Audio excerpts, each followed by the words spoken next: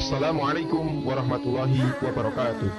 Sahabat-sahabati Lumpang Channel, Isra Mi'raj adalah perjalanan Rasulullah SAW dari Masjidil Haram ke Masjidil Aqsa yang dilanjutkan ke Sidratul Muntaha. Peristiwa tersebut antara tahun 620 sampai 621 Masehi, tepatnya pada malam 27 Rajab tahun ke-10 kenabian. Sejak dulu sampai sekarang, banyak orang masih mempertanyakan kebenaran tentang peristiwa ini, karena perjalanan sejauh 1.500 km antara Mekah sampai ke Palestina. Video ini berisi tentang logika sederhana tentang kebenaran Isra Mi'raj. Sebelum menonton, jangan lupa like, comment, subscribe, and share.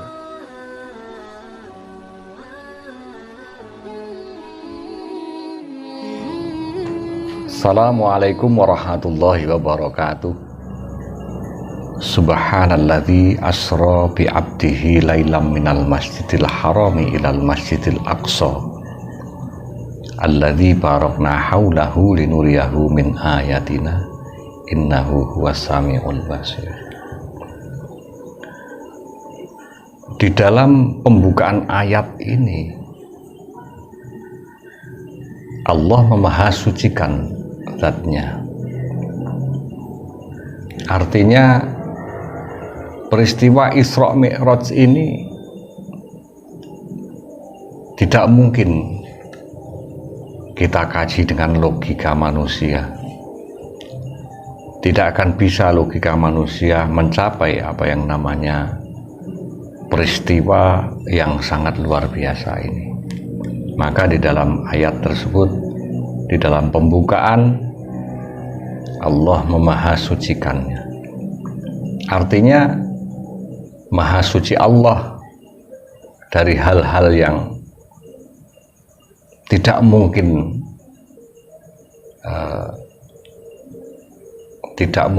kalau Allah itu tidak menguasai semuanya.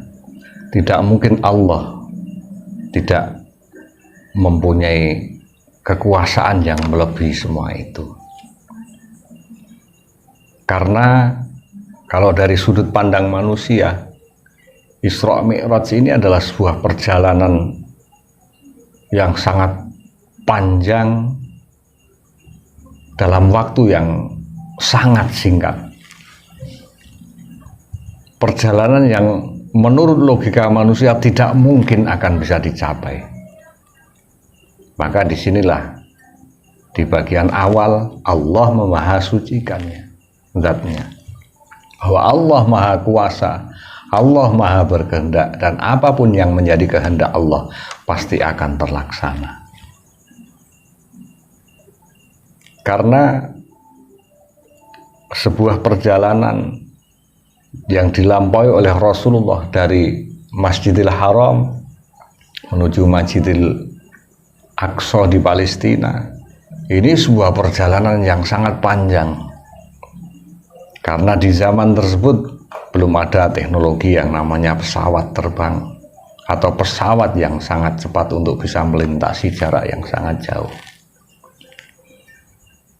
Dan itu masih belum, karena nanti akan ada perjalanan dari Masjidil Aqsa sampai ke Sidratul Muntaha.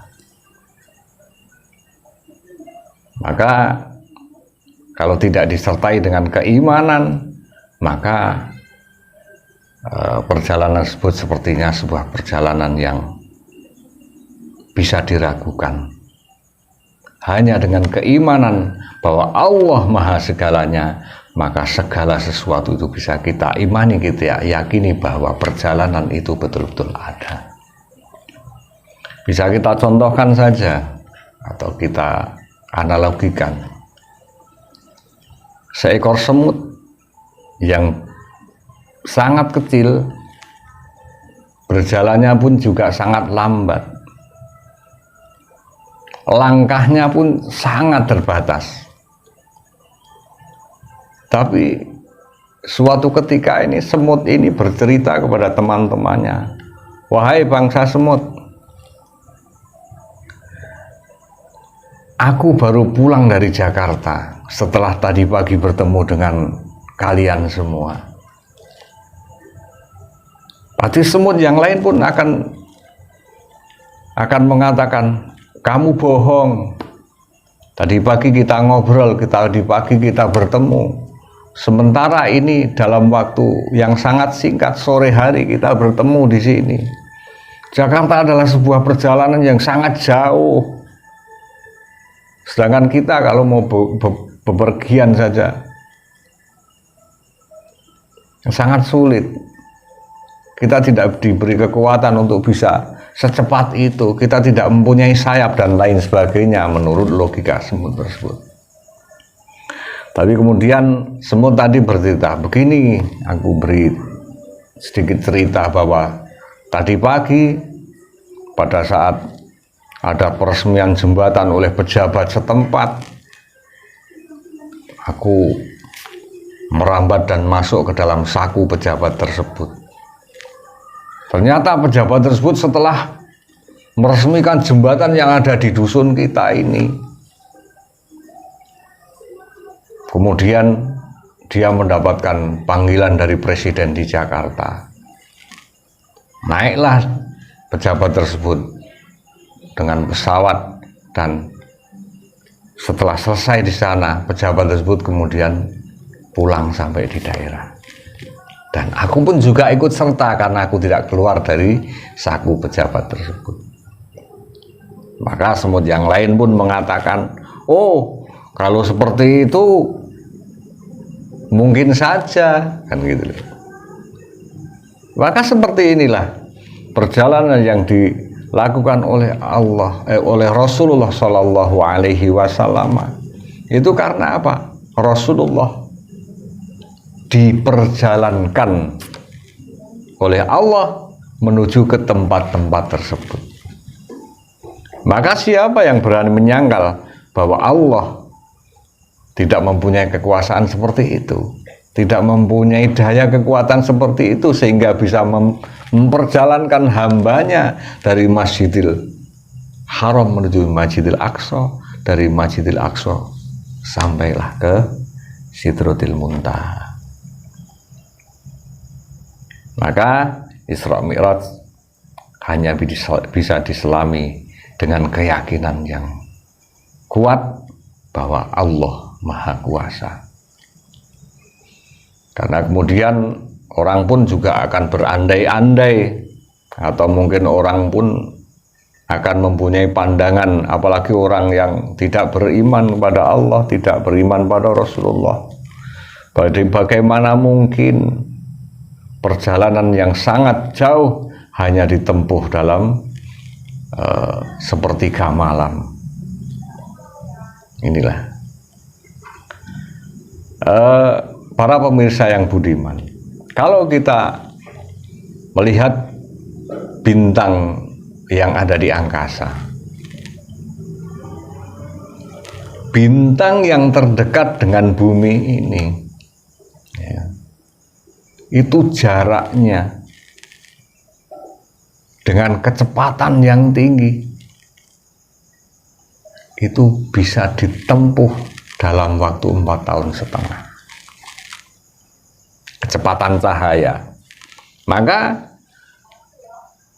bintang yang bersinar pada saat ini, mungkin yang Anda lihat pada saat ini, bintang yang terdekat dengan bumi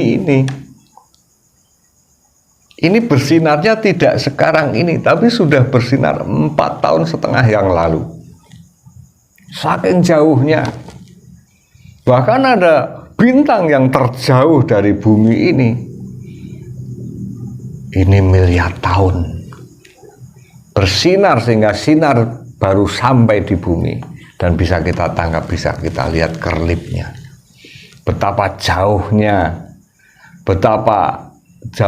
tempat tersebut, apalagi masih harus melampaui yang namanya, mencapai yang namanya Sidratil Muntaha.